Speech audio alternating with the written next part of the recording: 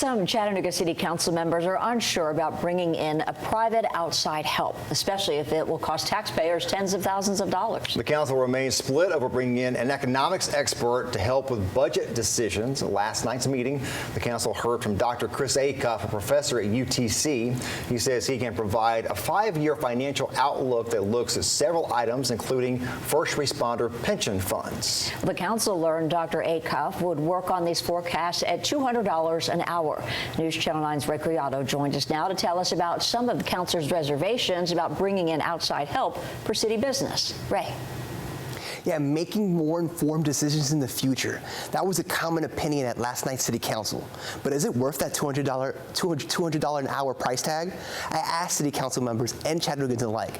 And while one resident tells me he needs some more insurance, Councilmember Dennis Clark tells me sometimes you just have to spend money to save money. It's worth it because not having some good advice could cost us millions of dollars. And so I think this is a good bang for our buck. After what Chattanooga City Council members describe as tough budget talks this past year, they're now looking to hire an economic consultant. Councilmember Dennis Clark tells me the mayor's office does a great job presenting them a budget, but if passed, this would allow them to be more efficient.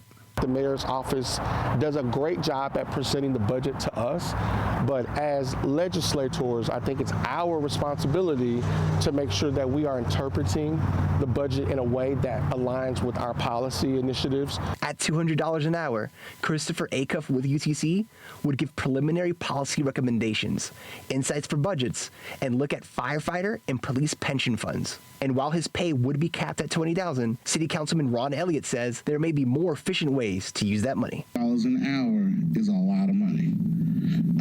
We could probably get a lot more stretch for what we're not only work now, but future work to come at a much more efficient rate.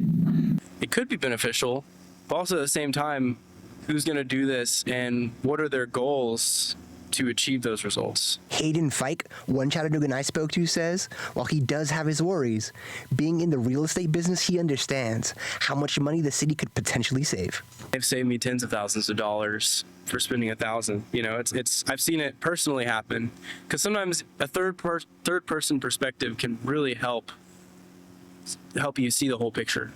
Fike says he's just glad the city's doing something to be more efficient. So I am a general big fan of looking at how do we become more efficient